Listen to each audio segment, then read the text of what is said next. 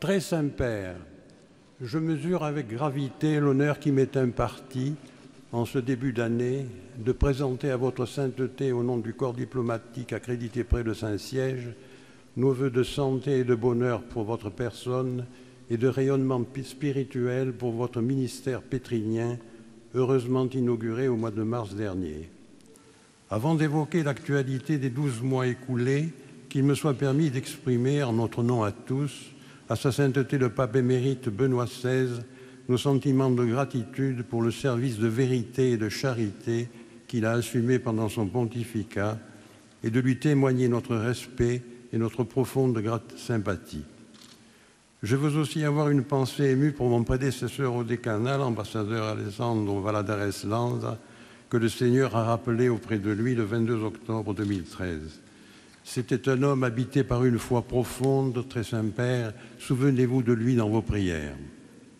À présent, nous sommes providentiellement invités à collaborer avec un nouveau pasteur qui apporte dans son humanité franciscaine et sa spiritualité ignatienne une orientation prophétique à nos institutions séculaires. Le successeur de Pierre hier, aujourd'hui et demain est toujours appelé à confirmer ses frères dans cet incommensurable trésor de la foi que Dieu donne comme lumière sur la route de chaque homme. Tels sont, très Saint-Père, vous le savez, les termes par lesquels s'ouvre votre première encyclique, Lumen Fidei. Avec ce texte, votre exhortation apostolique Evangelii Gaudium, vous nous avez offert des documents d'une haute valeur théologique et d'une grande profondeur au cœur même de l'année consacrée à la foi. L'année qui vient de s'achever a été émaillée d'épisodes trop nombreux pour être ici tous rappelés. Mais comment ne pas souligner l'émotion ressentie au spectacle de ces milliers de jeunes rassemblés à Rio de Janeiro autour du Christ et de son vicaire dans une magnifique communion de fraternité priante et de témoignages chrétiens. La volonté de répondre aux questions existentielles de notre temps animera, à ne pas en douter, les travaux de la 3e Assemblée extraordinaire du Synode des évêques sur la famille, réalité aujourd'hui tant controversée et pourtant combien fondamentale, que vous avez convoqué du 5 au 19 octobre 2014. 2013 a malheureusement connu son cortège de jours assombri par un grand nombre d'événements tragiques et de catastrophes. Nous sommes encore meurtris par la vision insupportable de ces embarcations de fortune surchargées d'hommes, de femmes et d'enfants, fuyant au péril de leur vie la violence et la détresse pour des rivages plus hospitaliers que beaucoup, hélas, n'ont jamais atteints, et par les images terribles du gigantesque typhon qui a ravagé les Philippines, de la puissance dévastatrice des tornades aux États-Unis, de la furie destructrice de l'eau en Italie et particulièrement en Sardaigne et en Calabre. Et pourtant, nous sommes quelque peu réconfortés quand, en de pareilles circonstances, la communauté humaine apporte le témoignage de sa solidarité et se mobilise pour tenter d'alléger la souffrance de ces milliers d'êtres humains dépouillés, privés de tous leurs biens. Si nous ressentons notre impuissance devant les déchaînements de la nature, nous sommes davantage bouleversés par l'indifférence d'un certain monde devant les drames engendrés par les inégalités sociales, l'injustice dont sont victimes les plus démunis, l'égoïsme des nantis et autres duretés de cœur. Nous avons écouté avec une attention extrême vos appels en faveur de la paix pour que cesse la violence partout dans le monde et en particulier au Proche-Orient, où des millions d'êtres humains sans défense, déplacés ou réfugiés, sont pris en charge au prix de grandes difficultés par les pays de la région qu'il est de notre devoir d'aider à affronter une situation d'une exceptionnelle gravité. Et je veux à l'instant souligner l'impact considérable de la veillée de prière décrétée par votre sainteté le 7 septembre dernier. Nous avons partagé votre indignation devant les tragédies de la faim, de l'exclusion sous toutes ses formes, de l'immigration, désormais phénomène mondial, de l'esclavage moderne et du trafic des êtres humains, des persécutions religieuses, notamment contre les chrétiens. Les prises de position très fortes de votre sainteté en font, si j'ose dire, le leader de la lutte contre ces drames qui témoignent, hélas, de l'indignité, de l'intolérance et de la cruauté dont peut s'emparer l'humanité. Dans ces douloureuses circonstances, nous, ambassadeurs, nous faisons toujours l'écho de vos messages dans toute leur intensité auprès de nos gouvernements. Votre engagement pour un monde toujours meilleur, pour le respect de la dignité humaine et pour la liberté de religion trouvera toujours un interlocuteur attentif dans la riche diversité de notre communauté diplomatique. Permettez-moi de vous assurer de sa disponibilité totale à un dialogue qui permette au Saint-Siège de disposer du meilleur éclairage pour la pleine compréhension des positions de nos pays dans leur pluralité et leurs différences. En des temps où le recours à la force aveugle et sanglante, souvent au nom même de la religion, continue de bouleverser la vie d'une grande partie de l'humanité, nous saluons votre engagement personnel. Et je tiens à dire ici combien nous avons été sensibles à votre exhortation apostolique Evangelii Gaudium et en particulier au développement que votre sainteté a consacré au dialogue interreligieux. Nous rendons hommage à l'engagement actif de la diplomatie du Saint-Siège qui, l'année prochaine, célébrera le 50e anniversaire de l'ouverture de sa mission diplomatique auprès de l'Organisation des Nations Unies. 2014 sera aussi l'année de la commémoration de l'un des événements les plus meurtriers de l'histoire de notre monde, le 100e anniversaire du début de la Première Guerre mondiale qui a envoyé à la mort des millions et des millions d'hommes. Le souvenir de ce que l'un de vos prédécesseurs, le pape Benoît XV, a qualifié avec douleur de massacre inutile, donne encore plus de poids aux exhortations de votre sainteté en faveur de la paix entre tous les peuples. Au cours de cette année 2013, se sont allumées quelques lueurs d'espérance. Par exemple, lorsque des hommes de bonne volonté s'efforcent de sauver la paix en détruisant un arsenal d'armes chimiques ou en signant aux Nations Unies un traité sur le commerce des armes conventionnelles. Je ne peux pas conclure sans honorer la mémoire d'un homme d'exception qui nous a quittés il y a peu, Nelson Mandela. Modèle de courage dans l'adversité, il restera dans notre histoire contemporaine le symbole du pardon et de la réconciliation, la voie de la liberté, justement reconnue par le prix Nobel de la paix 1993. Le bienheureux Frédéric Ozanam a écrit « La charité rappelle aux dépositaires de l'autorité qu'ils détiennent ici-bas la place de cette providence qui n'use de sa puissance souveraine que pour le bien des créatures. Le pouvoir devient sacrifice comme l'obéissance, l'autorité et la liberté se rencontrent sur le chemin du dévouement. Puissent les mois à venir conforter l'humanité dans cette perspective et voir se réaliser ce qui, sainteté, est le plus cher à votre cœur de pasteur et au nôtre, la paix et le bonheur pour tous et pour chacun, dès ici-bas et pour toujours. Bonne, heureuse et sereine année, très Saint-Père. Les paroles du doyen du corps diplomatique ici rassemblé dans la salle Clémentine. Il s'agit du monégasque Jean-Claude Michel pour ce rendez-vous traditionnel du pape. Deuxième rendez-vous avec le corps diplomatique puisqu'il l'avait reçu peu après son élection. Mais premier grand rendez-vous de cette année 2014. Nous nous préparons donc à entendre le discours que le pape François souhaite adresser à l'ensemble des nations à travers les ambassadeurs de quelques 181 États accrédités auprès du Saint-Siège.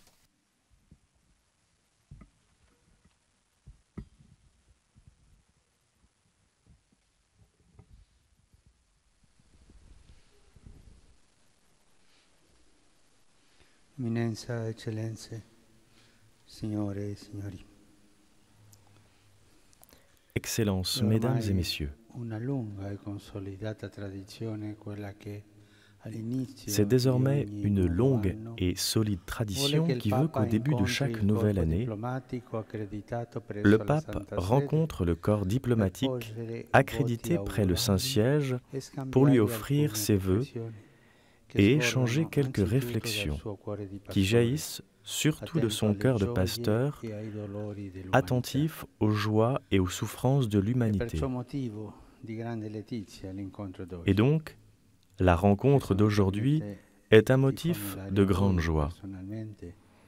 Elle me permet de vous présenter à vous personnellement, à vos familles, aux autorités et au peuple que vous représentez, mes vœux les plus sincères pour une année 2014 riche de bénédiction et de paix.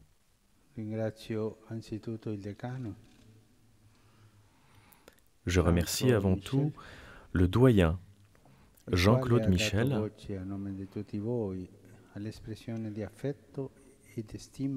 qui a prêté sa voix au nom de vous tous pour exprimer l'affection et l'estime qui lie vos nations au siège apostolique.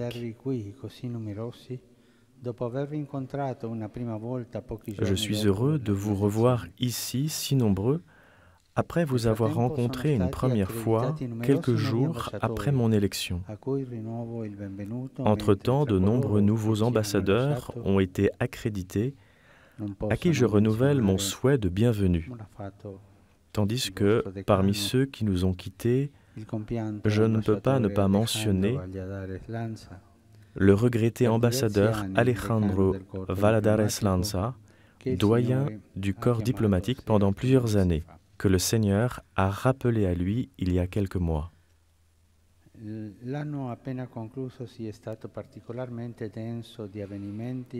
L'année qui vient de se conclure a été particulièrement dense en événements non seulement dans la vie de l'Église, mais aussi dans le domaine des relations que le Saint-Siège entretient avec les États et les organisations internationales.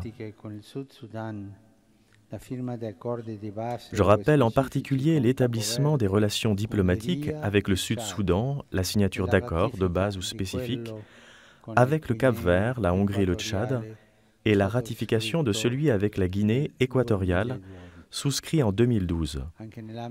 La présence du Saint-Siège s'est aussi développée dans le domaine régional, que ce soit en Amérique centrale, où il est devenu observateur extra-régional auprès du Sistema de la Integración Centroamericana, ou en Afrique, avec l'accréditation du premier observateur permanent auprès de la communauté économique des États de l'Afrique occidentale. Dans le message pour la Journée mondiale de la paix, consacré à la fraternité comme fondement et chemin pour la paix, j'ai souligné que la fraternité commence habituellement à s'apprendre au sein de la famille, qui par vocation devrait gagner le monde par son amour et contribuer à faire mûrir cet esprit de service et de partage qui construit la paix.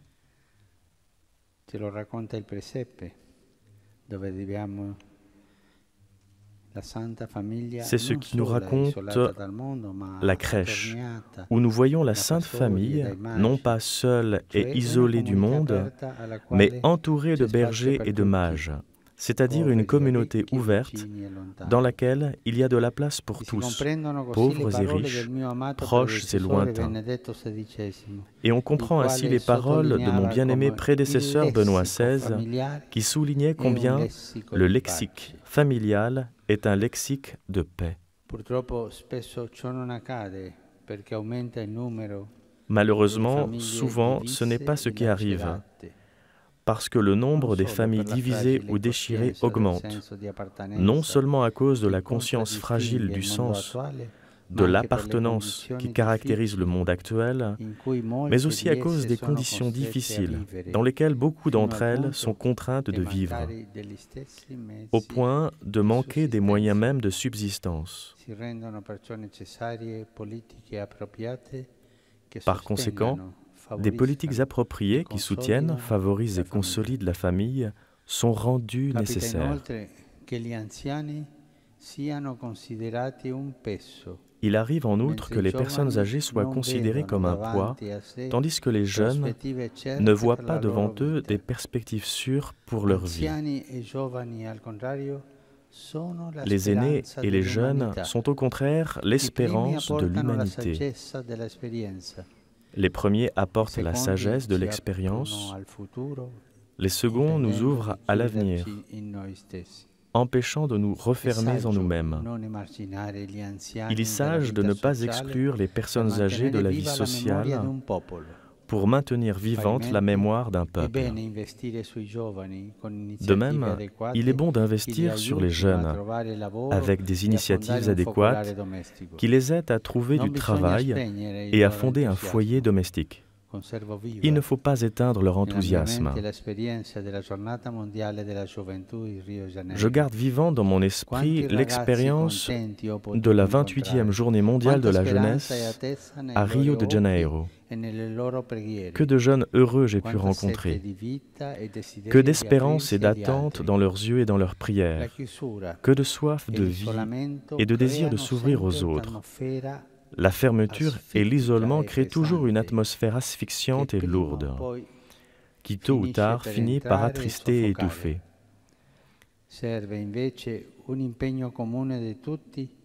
Par contre, un engagement commun de tous est utile pour favoriser une culture de la rencontre, parce que seul celui qui est en mesure d'aller vers les autres est capable de porter du fruit, de créer des liens de communion, d'irradier la joie et de construire la paix. Lo confermano, se ce ne fosse bisogno, le immagini di distruzione e di morte che abbiamo avuto davanti agli occhi. Les images de destruction et de mort que nous avons eues devant les yeux au cours de l'année qui vient de s'achever le confirment.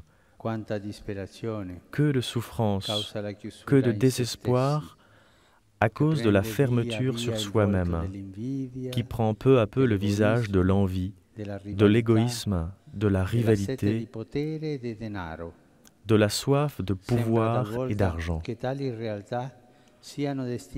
Il semble quelquefois que ces réalités soient destinées à dominer.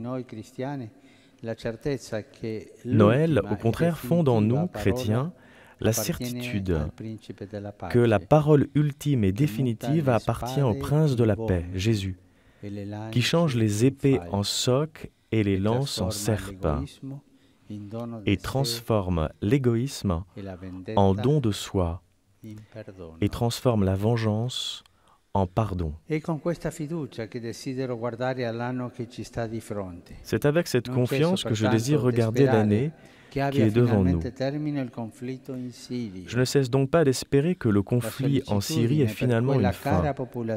La sollicitude pour cette chère population et le désir de conjurer l'aggravation de la violence m'ont amené, en septembre dernier, à promulguer une journée de jeûne et de prière. À travers vous, je remercie profondément tous ceux qui, nombreux dans vos pays, autorités publiques et personnes de bonne volonté, se sont associés à cette initiative. Il faut maintenant une volonté politique commune, renouvelée, pour mettre fin au conflit. Dans cette perspective, je souhaite que la conférence Genève II, convoquée pour le 22 janvier prochain, marque le début du chemin désiré de pacification.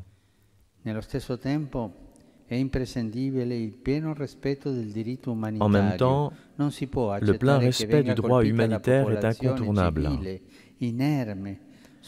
On ne peut pas accepter la population civile sans défense, surtout les enfants, et qu'ils soient tous frappés. En outre, j'encourage chacun à favoriser et à garantir de toutes les façons possibles la nécessaire et urgente assistance d'une grande partie de la population, sans oublier le louable effort des pays, surtout le Liban et la Jordanie, qui avec générosité ont accueilli sur leur territoire les nombreux réfugiés syriens.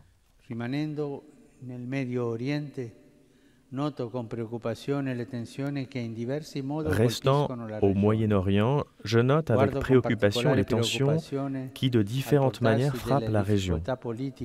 Je regarde avec une particulière inquiétude le prolongement des difficultés politiques au Liban, où un climat de collaboration renouvelé entre les différentes instances de la société civile et les forces politiques est plus que jamais indispensable pour éviter l'aggravation de divergences qui peuvent miner la stabilité du pays.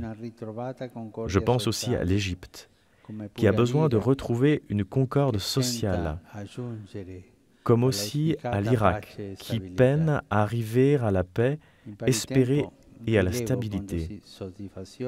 En même temps, je relève avec satisfaction les progrès significatifs accomplis dans le dialogue entre l'Iran et le groupe 5+1 sur la question nucléaire.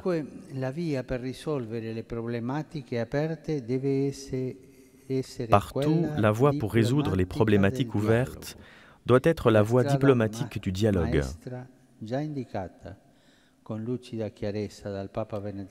C'est le chemin éminent déjà indiqué avec lucidité par le pape Benoît XV, alors qu'il invitait les responsables des nations européennes à faire prévaloir la force morale du droit sur la force matériel des armes pour mettre fin à ce désastre inutile qu'a été la Première Guerre mondiale, dont cette année a lieu le centenaire.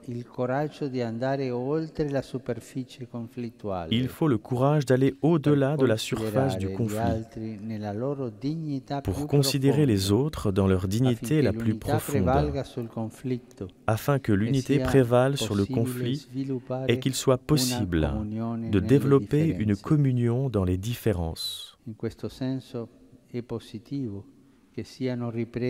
En ce sens, il est positif que les négociations de paix entre Israéliens et Palestiniens aient été prises. Et je forme le vœu que les parties soient déterminées à assumer, avec le soutien de la communauté internationale, des décisions courageuses pour trouver une solution juste et durable à un conflit dont la fin se révèle toujours plus nécessaire et urgente.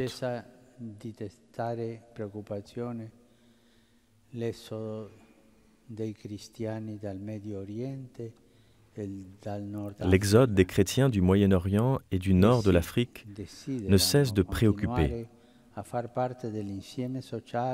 Ils désirent continuer à faire partie de l'ensemble social, politique et culturel des pays qu'ils ont contribué à édifier, et ils aspirent à concourir au bien commun des sociétés dans lesquelles ils veulent être pleinement insérés comme des artisans de paix et de réconciliation.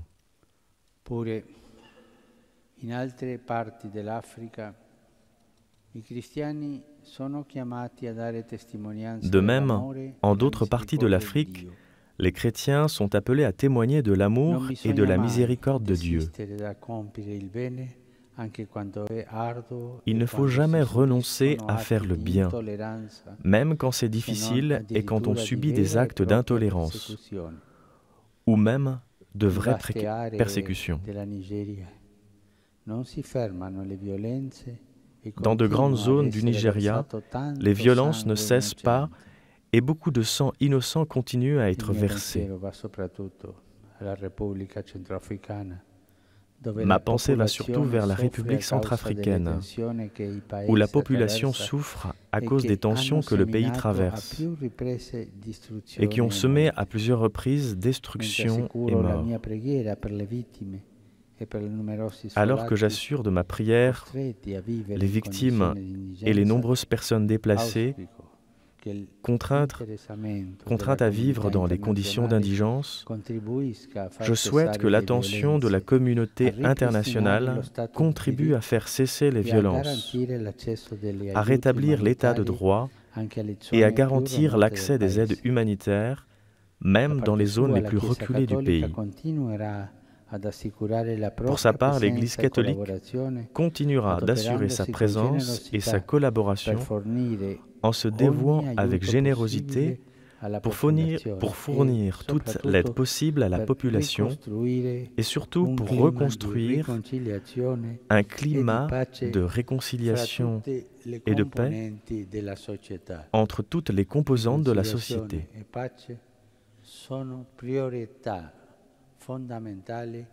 Réconciliation et paix sont aussi des priorités fondamentales en d'autres parties du continent africain. Je me réfère en particulier au Mali, où on remarque la reprise positive des structures démocratiques du pays, comme aussi au Sud-Soudan, où au contraire l'instabilité politique de ces derniers temps a déjà provoqué de nombreux morts et une nouvelle urgence humanitaire.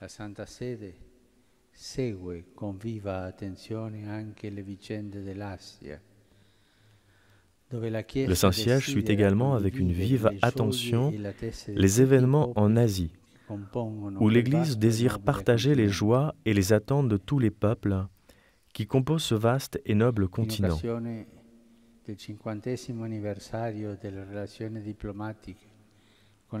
À l'occasion du 50e anniversaire des relations diplomatiques avec la République de Corée, je voudrais implorer de Dieu le don de la réconciliation dans la péninsule souhaitant que pour le bien de tout le peuple coréen, les parties concernées ne se lassent pas de chercher des points de rencontre et de possibles solutions.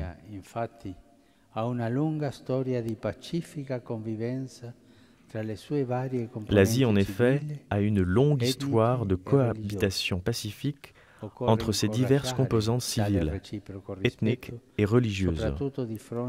Il faut encourager ce respect réciproque, surtout face à certains signes préoccupants de son affaiblissement, en particulier face à des attitudes croissantes de fermeture qui, s'appuyant sur des motifs religieux, tendent à priver les chrétiens de leur liberté et à mettre en danger la cohabitation civile. Le Saint-Siège regarde en revanche avec grande espérance les signes d'ouverture qui viennent de pays de grande tradition religieuse et culturelle avec lesquels il désire collaborer à l'édification du bien commun. La pace è inoltre ferita da qualunque negazione della dignità umana. La paix, de plus, est blessée par certaines négations de la dignité humaine, en premier lieu par l'impossibilité de se nourrir de manière suffisante.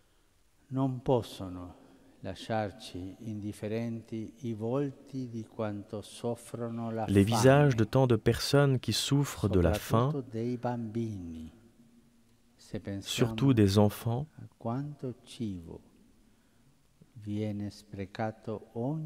ne peuvent nous laisser indifférents si l'on pense à tant de nourriture gaspillée chaque jour en de nombreux endroits dans le monde, immergés dans ce que j'ai plusieurs fois défini comme la culture du déchet. Malheureusement, ce ne sont pas seulement la nourriture ou les biens superflus qui sont objets de déchets, mais souvent les êtres humains eux-mêmes qui sont jetés comme s'ils étaient des choses non nécessaires.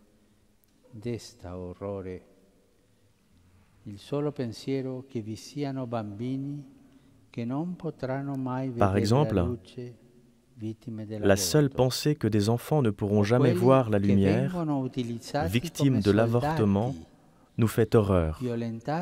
Ou encore ceux qui sont utilisés comme soldats, violentés ou tués dans les conflits armés, ou ceux qui sont objets de marché dans cette terrible forme d'esclavage moderne qu'est la traite des êtres humains.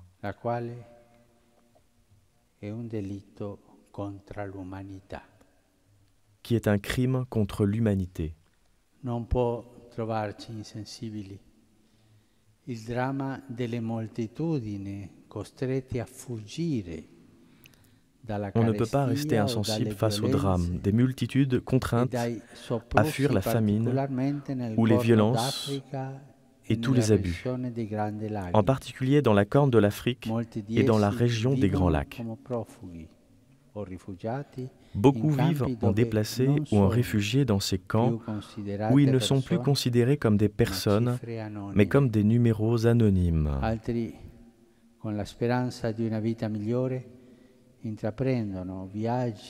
D'autres, avec l'espérance d'une vie meilleure, entreprennent des voyages de fortune qui bien souvent se terminent tragiquement. Je pense en particulier aux nombreux migrants qui, d'Amérique latine, vont aux États-Unis, mais surtout à tous ceux qui, d'Afrique ou du Moyen-Orient, cherchent refuge en Europe.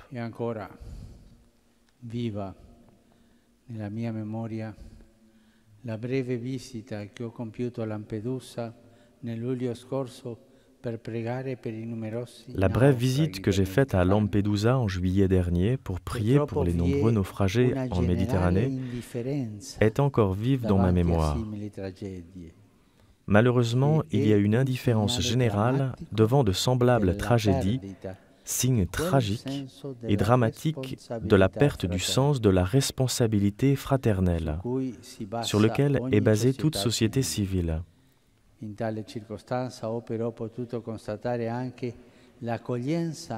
Mais à cette occasion, j'ai pu constater aussi l'accueil et le dévouement de beaucoup de personnes. Je souhaite au peuple italien, que je regarde avec affection, également en raison des racines communes qui nous lient, de renouveler son louable engagement de solidarité envers les plus faibles et les sans défense, et avec l'effort sincère et général des citoyens et des institutions de dépasser les difficultés actuelles en retrouvant le climat de créativité sociale constructive qui l'a longtemps caractérisé.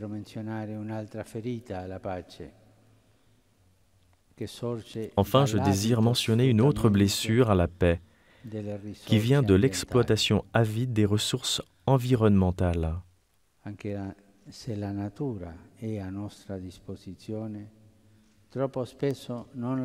Même si la nature est à notre disposition, trop souvent, nous ne la respectons pas et nous ne la considérons pas comme un don gratuit dont nous devons prendre soin et à mettre au service des frères, y compris des générations futures. Également, dans ce cas, il est fait appel à la responsabilité de chacun pour que, dans un esprit fraternel, des politiques respectueuses de notre terre, qui est la maison de chacun d'entre nous, soient poursuivies. Je me souviens d'un dicton populaire qui dit « Dieu pardonne toujours. Nous pardonnons parfois. La nature, la création, ne pardonne jamais quand elle est maltraitée. » D'autre part, nous avons eu devant les yeux les effets dévastateurs de certaines catastrophes naturelles récentes. En particulier, je désire rappeler encore les nombreuses victimes et les graves dévastations aux Philippines et en d'autres pays du sud-est asiatique provoquées par le typhon Haiyan.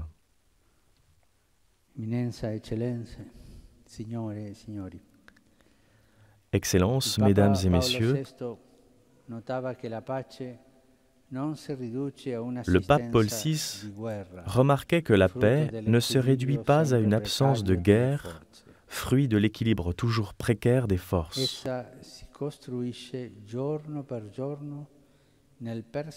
La paix se construit jour après jour dans la poursuite d'un ordre voulu par Dieu, qui comporte une justice plus parfaite entre les hommes. Voilà l'esprit qui anime l'action de l'Église partout dans le monde, à travers les prêtres, les missionnaires, les fidèles laïcs, qui avec grand esprit de dévouement se dépensent, entre autres, en de multiples œuvres de caractère éducatif, sanitaire et d'assistance au service des pauvres, des malades, des orphelins et de tous ceux qui ont besoin d'aide et de réconfort.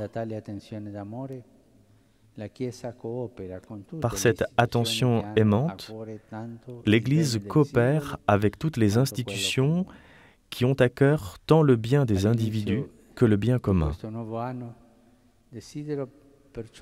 Au début de cette nouvelle année, je désire donc renouveler la disponibilité du Saint-Siège et en particulier de la secrétairerie d'État à collaborer avec vos pays pour favoriser ces liens de fraternité qui sont le reflet de l'amour de Dieu et le fondement de la concorde et de la paix. Sur vous, sur vos familles et sur vos peuples, que la bénédiction du Seigneur descende en abondance. Merci.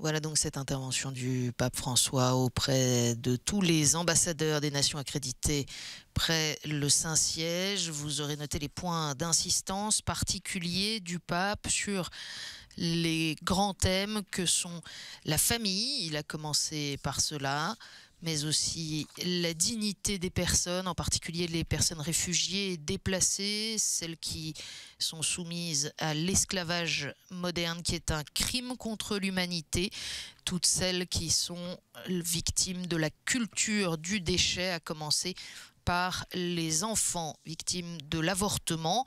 L'insistance du pape aussi à la fin de son discours sur le respect de la planète, la préservation de l'environnement, et puis le pape qui a passé en revue plusieurs régions particulières dans le monde.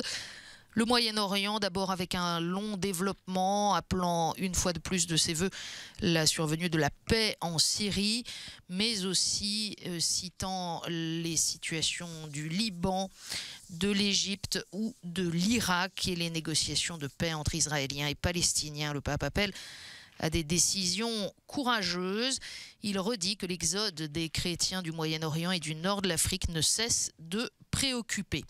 Le pape François qui a voulu également évoquer l'Afrique. Les chrétiens sont appelés à témoigner de l'amour et de la miséricorde de Dieu. Il ne faut pas renoncer à faire le bien même quand c'est difficile et quand on subit des actes d'intolérance. Le pape qui a évoqué les violences au Nigeria et en République centrafricaine, appelant la communauté internationale à faire cesser ces violences et à garantir l'accès des aides humanitaires. Il a aussi évoqué le Mali et le Sud-Soudan. Et puis à propos de l'Asie, à l'occasion du 50e anniversaire de l'établissement des relations diplomatiques avec la Corée, le pape a voulu implorer de Dieu le don de la réconciliation dans la péninsule coréenne. Il a aussi exprimé son inquiétude à propos d'attitudes de fermeture qui s'appuient sur des motifs religieux et tentent à priver les chrétiens de leur liberté et mettre en danger la cohabitation civile. Mais dans le même temps, il a dit la grande espérance que suscitent les signes d'ouverture venant de pays d'Asie, de grandes traditions religieuses et culturelles. Le pape qui a donc consacré une bonne moitié de son intervention à ces questions qui concernent l'humanité entière, outre les situations d'instabilité, de conflit, de violence dans les régions citées. Le pape a souligné que la paix est aussi blessée par certaines négations de la dignité humaine, en tout premier lieu l'impossibilité de se nourrir de façon suffisante. Cela ne peut pas nous laisser indifférents, dit le pape François, surtout si l'on pense à tant de nourriture gaspillée chaque jour en de nombreux endroits dans le monde, immergé dans ce qu'il a plusieurs fois défini comme la culture du déchet. Et puis vous l'avez entendu, en conclusion de son discours, le pape a cité Paul VI. La paix ne se réduit pas à une absence de guerre, fruit de l'équilibre toujours précaire des forces. Elle se construit jour après jour dans la poursuite d'un ordre voulu par Dieu qui comporte une justice plus parfaite entre les hommes. Voilà l'esprit qui anime l'action de l'Église partout dans le monde, a expliqué le pape François, à travers les prêtres, les missionnaires, les fidèles laïcs, qui, avec un grand esprit de dévouement, se dépensent entre autres entre multiples œuvres de caractère éducatif, sanitaire et d'assistance au service des pauvres, des malades, des orphelins, et de tous ceux qui ont besoin d'aide et de réconfort. Et le pape François conclut par la volonté du Saint-Siège, la disponibilité du Saint-Siège et en particulier de la secrétaire d'État à collaborer avec tous les pays pour favoriser ces liens de fraternité, reflet de l'amour de Dieu et fondement de la concorde et de la paix. Selon la tradition, tous les ambassadeurs et représentants présents dans la salle Clémentine viennent maintenant à leur tour saluer le pape. Merci à tous ceux qui nous ont permis de vivre ce rendez-vous en direct et bonne journée à tous.